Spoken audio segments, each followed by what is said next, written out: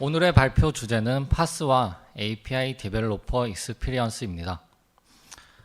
좋은 API 디벨로퍼 익스피리언스를 제공하기 위한 방법과 토스트 클라우드의 메시징 플랫폼 서비스인 토스트 노티피케이션의 사례를 함께 알아보겠습니다. 발표 순서입니다. 첫 번째는 파스와 API 디벨로퍼 익스피리언스란 무엇인지, 어떤 관계가 있는지 설명하고, 두 번째, 좋은 API 디벨로퍼 익스피리언스를 제공하기 위한 방법들을 소개하겠습니다. 세 번째는 토스트 노티피케이션에서 좋은 API 디벨로퍼 익스피리언스를 제공하기 위해 진행했던 사례를 살펴보도록 하겠습니다.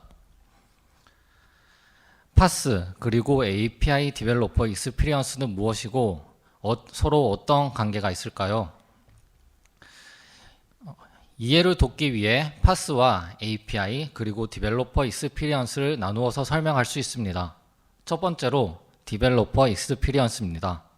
개발자 경험이란 개발자가 새로운 애플리케이션이나 기능 아니면 서비스를 개발하면서 사용한 기술 아니면 또 다른 서비스, 라이브러리, 프레임워크, SDK, API 등을 사용하면서 얻는 종합적인 경험을 말합니다. 토스트 클라우드의 메시징 서비스인 토스트 노티피케이션 관점에서는 개발자는 사용자입니다. 따라서 우리가 잘 알고 있는 사용자 경험과 매우 비슷하다고 할 수 있습니다.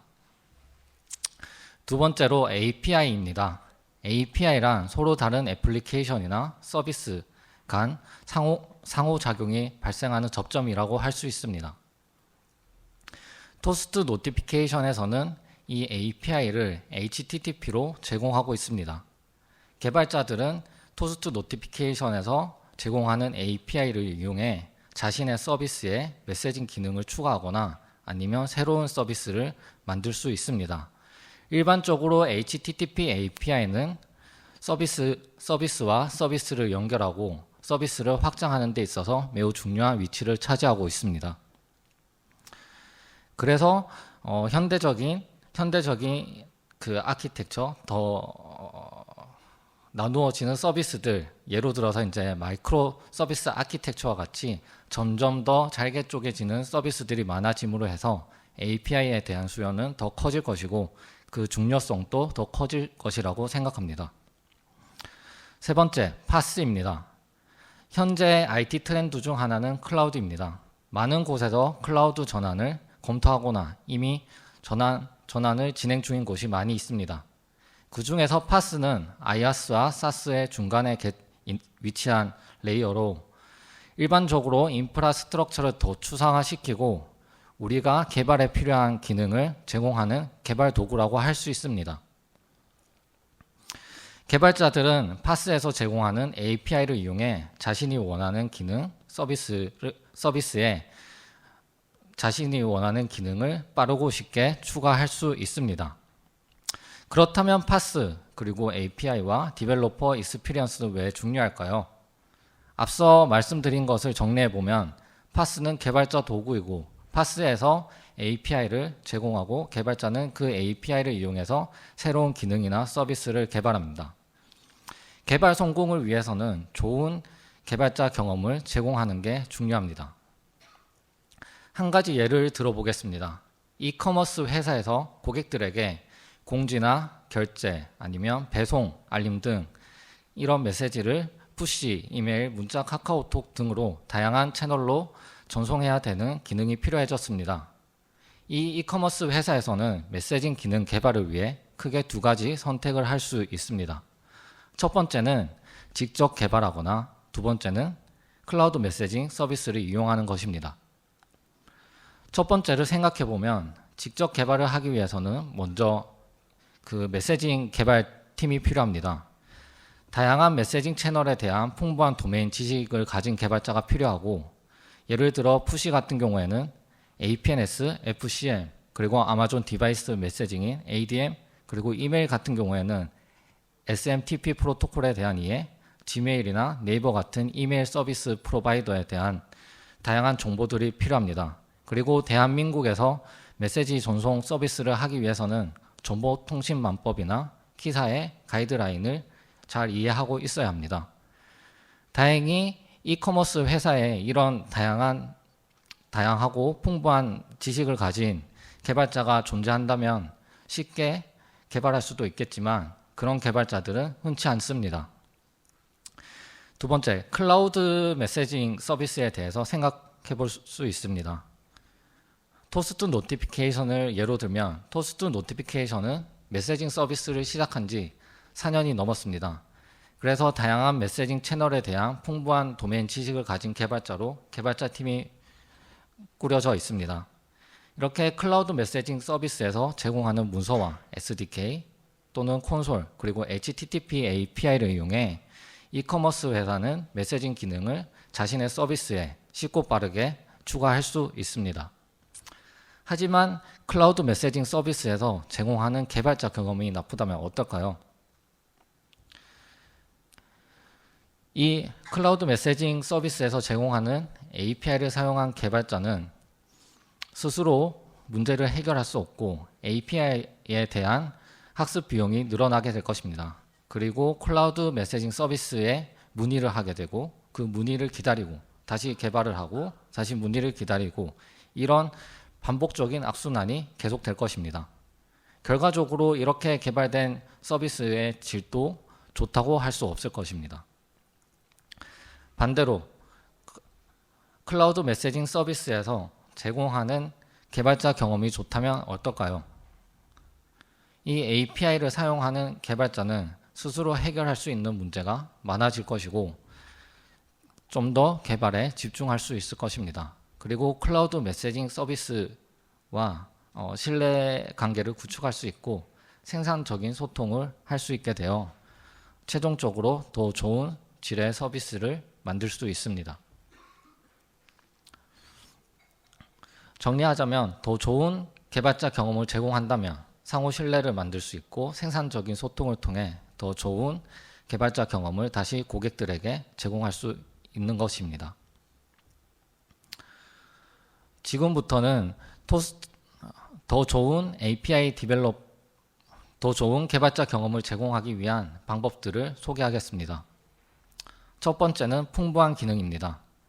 만약 API를 사용해 서비스를 개발하는 개발자가 필요한 기능이 제공되지 않는다면 그 개발자는 직접 그 기능을 개발하거나 아니면 그 API를 개발하는 팀에게 요청을 하고 그 기능이 나올 때까지 기다려야 합니다.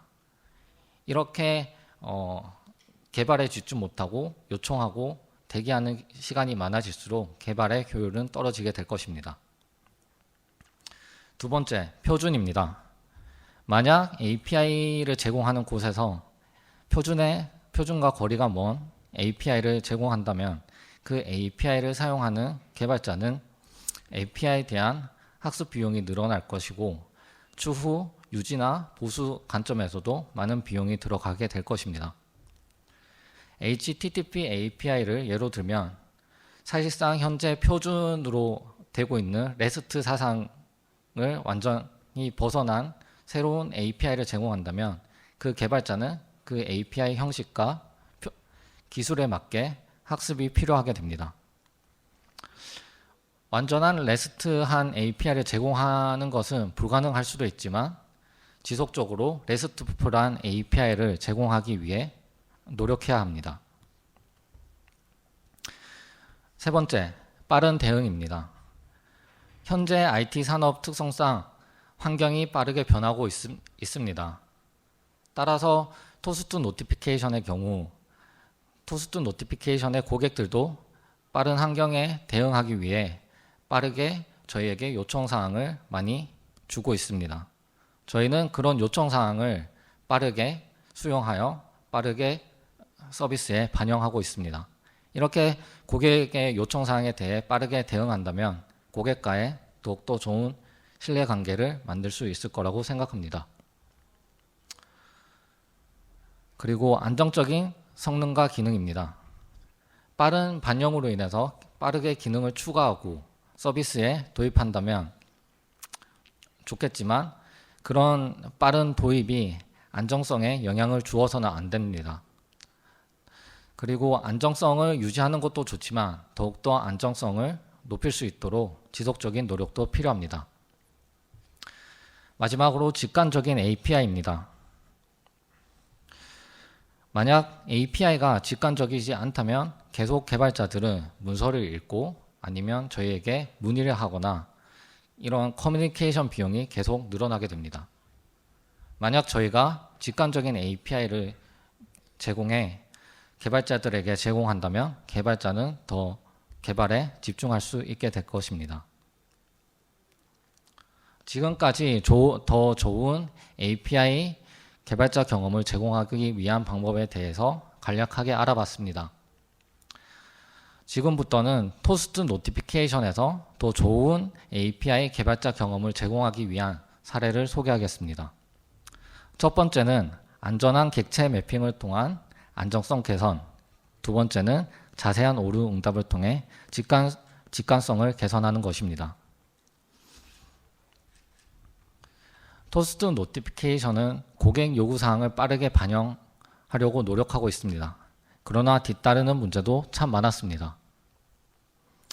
지금 보시는 화면은 2017년 1월에서 2019년 7월까지 토스트 노티피케이션에서 새로운 기능을 출시하기 위해 시행한 점검 수입니다.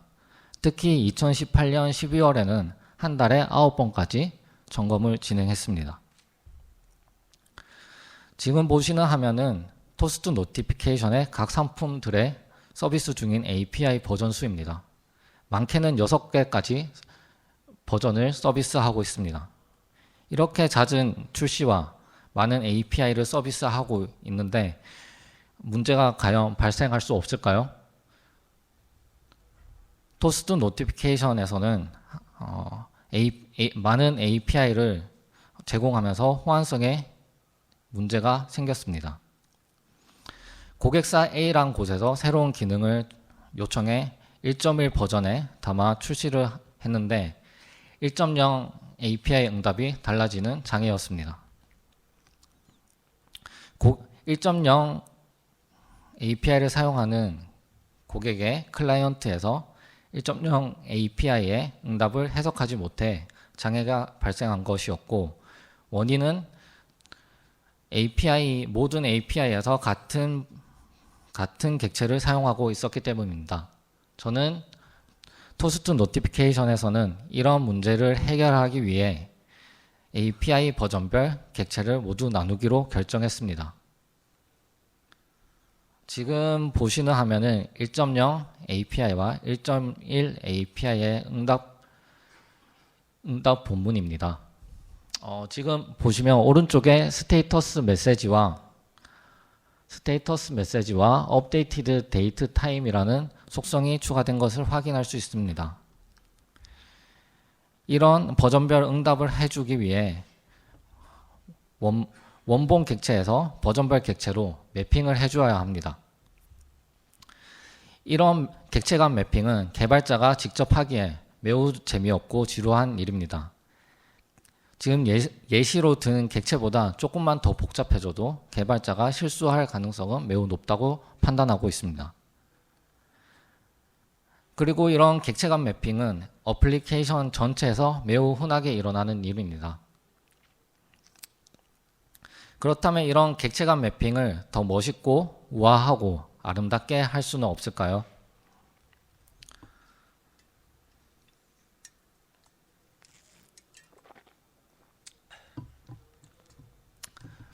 토스트 노티피케이션에서는 이런 객체 간 매핑을 좀 더 편하게 할 수 있는 라이브러리를 찾아보게 됐습니다. 크게 맵 스트럭처와 모델 매퍼, JMapper, 오리카를 후보에 올렸고, 제일 처음에는 모델 매퍼를 사용했지만 모델 매퍼의 사용성에 대한 문제점 때문에 다시 4가지 매퍼를 검토하게 되었습니다. 세계적으로 봤을 때는 맵 스트럭처가 제일 많이 사용되고 있고, 대한민국과 브라질, 일본에서는 모델 매퍼가 제일 많이 사용되고 있었습니다. 지금 보시는 차트는 벨덩이라는 사이트에서 자바 매핑 라이브러리의 성능을 비교한 차트입니다. 모델 매퍼의 경우 11을 나타내고 있고, 맵 스트럭처는 27이라는 수치를 나타내고 있습니다. 결과적으로 저희는 맵 스트럭처를 선택했고, 지금부터 맵 스트럭처의 사용법에 대한 간단한 예제를 설명드리겠습니다.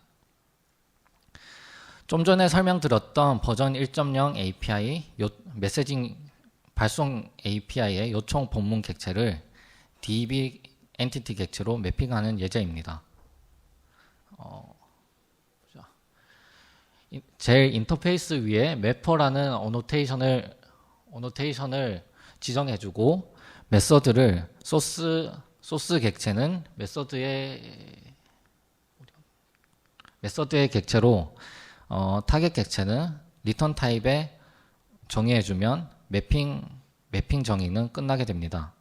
이렇게 매핑을 정의해주면 맵 스트럭처에서 컴파일 타임에 이런 정의된 인터페이스를 보고 매핑 코드를 생성해 주게 됩니다. 지금 보시는 코드는 맵 스트럭처에서 생성해주는 매핑 코드입니다. 이렇게 컴파일 타임에 매핑 코드를 제공해주기 때문에 사용성과 성능 면에서도 매우 빠릅니다. 그렇다면 어떻게 맵 스트럭처는 컴파일 타임에 매핑 코드를 생성할 수 있을까요? 답은 어노테이션 프로세서에 있습니다. 어노테이션 프로세서란 컴파일 타임에 어노테이션을 읽어 코드를 생성하거나 필요한 처리를 해주는 자바의 기술입니다.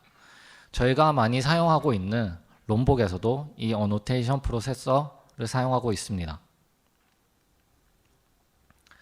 따라서 모델 매퍼와 달리 컴파일 타임에 매핑 코드를 생성해 주기 때문에 다양한 이점이 있습니다. 속도도 빠르고 디버깅도 쉬우며 오류가 생기면 컴파일 타임에 알 수도 있습니다. 지금부터는 저희 토스트 노티피케이션에서 이 맵 스트럭처를 사용하면서 유용했다고 생각하는 기능 몇 가지를 간단하게 소개해 드리겠습니다. 첫 번째는 스프링과의 연동입니다. 보시는 것과 같이 매퍼의 컴포넌트 모델에 스프링이라고만 적어주면 맵 스트럭처에서 매핑 코드를 생성할 때 스프링의 컴포넌트로 생성해줘 스프링에서 바로 불러서 사용할 수 있습니다. 그리고 소스와 타겟의 속성이 다르거나 뎁스가 다를 경우 매핑 어노테이션을 이용해 정의를 해줄 수 있습니다. 이렇게 되면 맵 스트럭처가 컴파일 시 이 어노테이션을 보고 적절한 매핑 코드를 생성해 줍니다. 그리고 마지막으로 맵 스트럭처에서 매핑 코드를 생성 못하는 경우도 있습니다. 복잡한 비즈니스 로직이 들어가거나 아니면 여러 상태를 확인해야 될 경우에 이 자바에서 제공해주는 디폴트 메서드를 이용해 직접 매핑 코드를 작성할 수도 있습니다. 이렇게 비즈니스 로직과 매핑 코드를 분리함으로 인해서 어플리케이션 구조도 더 좋게 만들 수 있습니다. 다음은 맵 스트럭처에서 제공하고 있는 정책과 전략에 대해서 설명드리겠습니다. 정책이란 매핑 코드를 생성할 때 정한 정책에 이제 위반되면 무시하거나 경고하거나 아니면 컴파일 오류로 개발자에게 알림을 주는 기능입니다. 첫 번째는 매핑에 사용되지 않는 소스의 속성이 있을 때 무시하거나 경고하거나 아니면 컴파일 오류를 발생시켜 사용자에게 알려주는 것이고, 두 번째는 반대로 타겟 속성에 관한 정책입니다. 마지막 세 번째는 타입 변환 시 값 유실에 관한 정책인데, 예로 들어 롱에서 인트로 값을 변경할 때 값이 유실되는 경우를 생각해 볼 수 있습니다. 그 다음은 전략입니다. 매핑 시 어떤 값을 매핑할지에 대한 전략인데, 첫 번째는 소스가 널일 때 그냥 널로 설정할지 아니면 기본값을 설정할지, 그리고 소스의 속성이 널일 때 어떤 값으로 설정할지 매핑에 대한 전략을 세울 수가 있습니다. 그래서 토스트 노티피케이션에서는 맵 스트럭처를 이용해 안전하고 빠른 객체 매핑을 할 수가 있었습니다. 결과적으로 더 안전한 API를 사용자들에게 제공할 수 있게 되었습니다. 지금 보시는 차트는 맵 스트럭처의 2018년 9월부터 2019년 8월이네요. 8월까지 다운로드 차트입니다. 점점 증가하는 것을 볼 수 있는데 개인적으로 맵 스트럭처는 롬복처럼 자바에 필요한 필수적인 라이브러리가 될 수 있다고 생각하고 있습니다.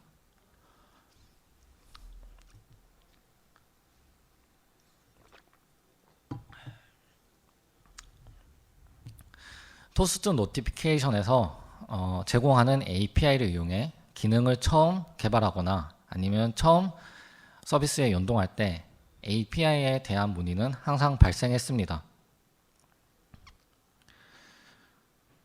고객이 문자를 발송했는데 실패했다고 문의도 오고, 이런 다양한 문의 때문에 저희 개발자도 문의하고 대기하고 이런 리소스가 필요하지만 노티피케이션 개발팀도 문의에 대응하는 시간이 커졌습니다. 이런 단순 사용법 문의나 단순 문의를 줄일 수 있다면 API를 사용하는 개발자들도 더 개발에 집중할 수 있고, 토스트 노티피케이션도 사용자에게 더 좋은 API를 제공할 수 있도록 집중할 수 있다고 생각했습니다. 지금 보시는 코드는 메시지 발송 API를 호출한 예제입니다. 지금 응답으로 봤을 때는 응답의 리저트 메시지를 봤을 때는 클라이언트 에러이고 프로퍼티가 잘못되어 있다고 응답이 왔습니다. 이 API를 호출한 개발자는 이 응답만 봤을 때 정확히 어떤 속성에서 어떻게 값이 잘못되었는지 확인이 어렵습니다. 지금처럼 메시지 타입의 노티피케이션이라는 노티피액션이라는 문자열이 잘못됐고 add 아니면 노티피케이션이라는 문자열을 사용해라고 응답이 왔다면 이 API를 호출한 개발자는 즉시 원인을 찾고 API를 수정해 API 성공 응답을 볼 수 있었을 것입니다. 구글 클라우드에서 API 게이트웨이를 개발하고 API에 대한 컨설팅을 담당하는 APG에서는 API를 사용하는 개발자 입장에서 API를 봤을 때 블랙박스와 같다고 말합니다. API를 개발하는 곳에서 API에 대한 문서도 제공하고 여러 가지 기술적인 지원을 하지만 API를 사용하는 개발자는 그 API가 정확하게 어떤 흐름으로 동작하는지 이해하기는 힘들다고 합니다. 따라서 API를 개발하는 곳에서 더 구체적이고 자세한 오류 응답 메시지를 줘 API를 사용하는 개발자에게 가시성을 제공하고 흐름을 이해할 수 있도록 해야 된다고 말하고 있습니다. 토스트 노티피케이션에서도 더 직관적인 오류 응답으로 고객 스스로 문제를 해결할 수 있도록 해 문의에 대한 리소스를 감소시켜 결과적으로 더 좋은 개발자 경험을 제공하려고 노력했습니다. 그렇다면 이렇게 자세하고 구체적인 오류 응답은 어떻게 생성할까요? 지금 보시는 코드처럼 if문으로 여기저기 꼼꼼하게 모든 애플리케이션 전체에 검사 로직을 잘 넣으면 될까요? 토스트 노티피케이션에서는 이런 데이터 유효성 검사를 더 멋있고 우아하고 아름답게 할 수 있는 방법을 찾아봤습니다.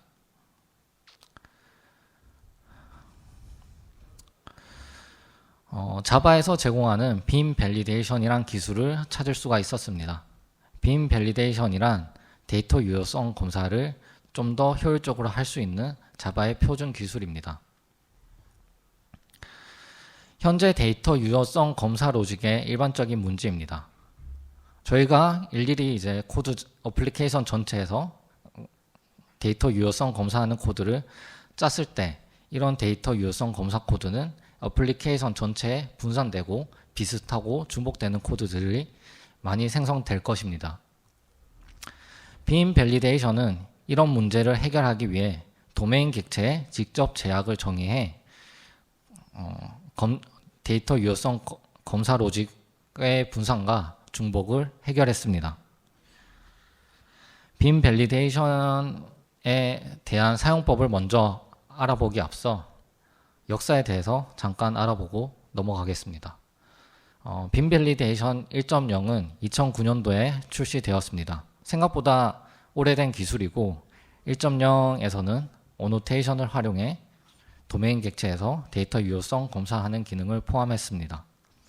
13년엔 1.1 버전이 나왔고 메서드 레벨에서 데이터 유효성 검사를 하는 방법, 그리고 이런 제약 어노테이션을 그룹핑하는 방법, 그리고 익스프레션 랭귀지를 이용해 다이나믹한 메시지를 생성하는 방법을 포함했습니다. 2017년에는 2.0 버전이 나왔고 컬렉션과 옵셔널 타입에 대한 검사를 지원하게 되었습니다. 지금 보시는 코드는 앞서 설명드린 버전 1.0 메시지 발송 API의 요청 본문 객체입니다. 본문 요청 객체에 빔 밸리데이션에서 제공하는 제약 어노테이션을 붙인 코드입니다. 이렇게 보시면 length 그리고 notBlank라는 그 제약 어노테이션이 수신자를 뜻하는 to 속성에 붙여져 있습니다. 저희가 이 제약을 달고 이제 보면은 그냥 단순하게 바로 도메인 객체에서 확인할 수 있습니다. 특히 메시지 타입의 같은 경우 add 아니면 notification이라는 문자를 사용해야 하므로 패턴이라는 제약 어노테이션을 달고 그것을 레귤러 익스프레션으로 표현했습니다. 그 다음 이 제약 어노테이션을 붙인 객체를 검사하는 위치를 설정해 줘야 합니다. 일반적으로 컨트롤러 메서드에 많이 하고 있는데 이 컨트롤러 메서드가 요청이 들어왔을 때 호출될 때 이 밸리드라는 어노테이션을 붙여주게 되면 이 메서드가 호출될 때 자동으로 데이터 유효성 검사를 진행하게 됩니다. 컨트롤러 외에 서비스나 아니면 자바 스프링 빈에 대해 이제 검사를 하고 싶다 하시면 validated라는 어노테이션을 클래스 제일 위에 설정해 주시고 컨트롤러와 같이 valid라는 어노테이션을 메서드에 정의해 주면 데이터 유효성 검사는 거의 끝나게 됩니다. 이렇게 만약 데이터 유효성 검사가 실패했을 때 바로 constraint violation exception이라는 게 발생하게 되는데 스프링에서는 컨트롤러 어드바이서나 exception 핸들러에서 핸들링해 줘서 적절한 응답을 생성할 수 있습니다. 이 constraint violation exception에서는 constraint violation이라는 객체를 가지고 있는데 이 객체는 저희가 구체적이고 자세한 응답을 생성하기 위한 정보를 담고 있습니다. 잠깐 살펴보면 실패에 대한 메시지, 그리고 데이터 유효성 검사가 실패한 객체, 그리고 속성, 그리고 어떤 잘못된 인풋 값에 대한 정보를 담고 있습니다. 따라서 이런 빔 밸리데이션에서 제공해주는 기능을 이용해 저희는 자동으로 구체적이고 자세한 오류 응답을 생성할 수 있게 되었습니다. 여기까지 빔 밸리데이션에 대해 기본적인 사용 방법을 알아봤습니다.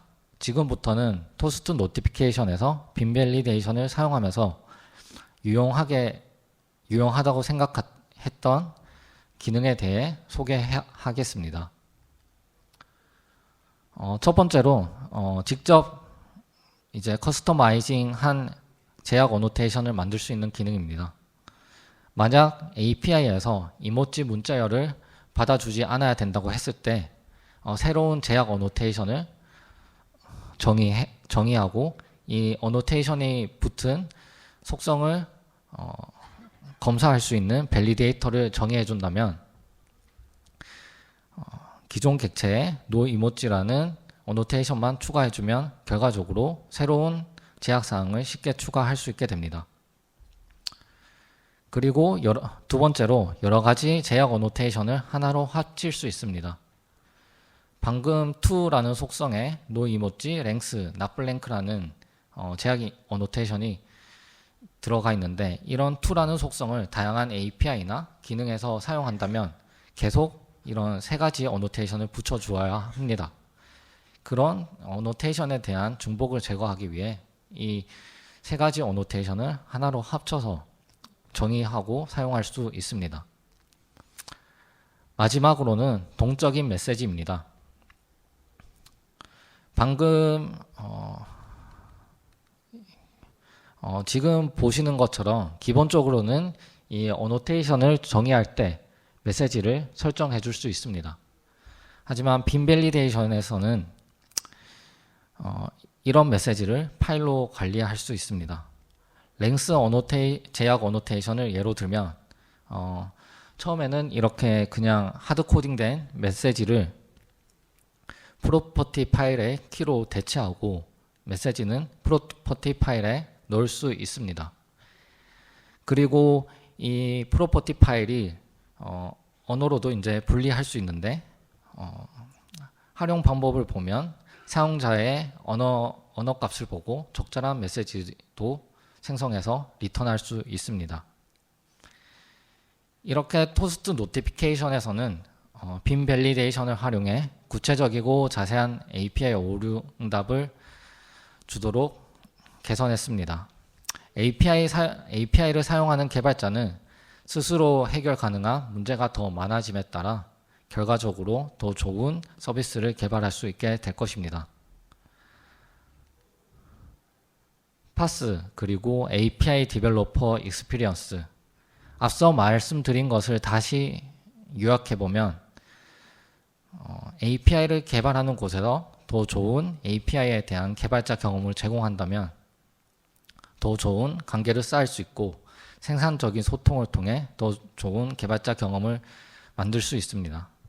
더 좋은 개발자 경험은 최종적으로 더 좋은 UX를 만든다고 생각합니다. 오늘 NHN 포워드의 슬로건인 Small Steps Make a Big Difference처럼 좀 더 좋은 API 개발자 경험을 제공하기 위해 작은 노력부터 실천한다면 큰 차이를 만들어낼 수 있다고 생각합니다. 질문 받도록 하겠습니다.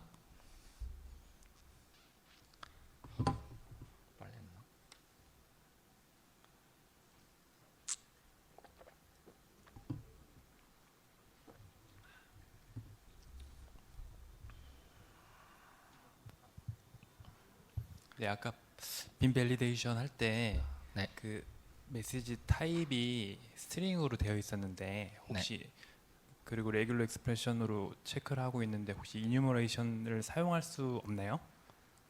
그 부분이 좀 궁금해서 여쭤봤습니다.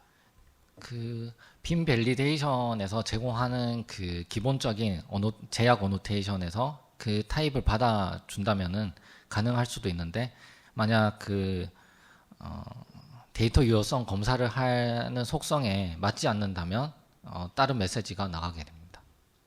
네. 그래서 일단은 무조건 스트링으로 받은 다음에 체크를 하는 방식을 사용하고 계시는 건가요? 네. 토스트 노티피케이션에서는 기본적으로 그렇게 사용하고 있고요. 만약 인엄 타입에 대해서 이제 검사를 하고 싶다 하면은 커스텀한 이제 어노테이션을 정해서 그 인원 값을 검사하고 밸리데이션 하는 밸리데이터를 만들면 될 것 같습니다. 네, 감사합니다. 네.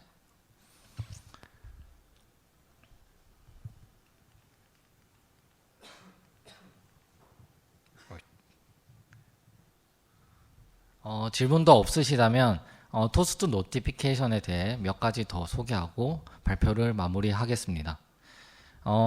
오늘 발표할 때 이제 다루었던 맵 스트럭처와 빈 밸리데이션에 대한 더 자세한 내용은 토스트 기술 블로그인 미덥에 이제 추후 공개할 예정이고 한 가지 더 소개해 드리고 싶은 것은 토스트 노티피케이션의 이제 규모와 사용하는 곳에서 잠깐 소개하고 발표 마치겠습니다. 토스트 노티피케이션에서는 현재 10월 기준으로 월 7억 건의 메시지를 발송하고 있습니다. 그리고 이런 메시지는 어디서 사용할까요?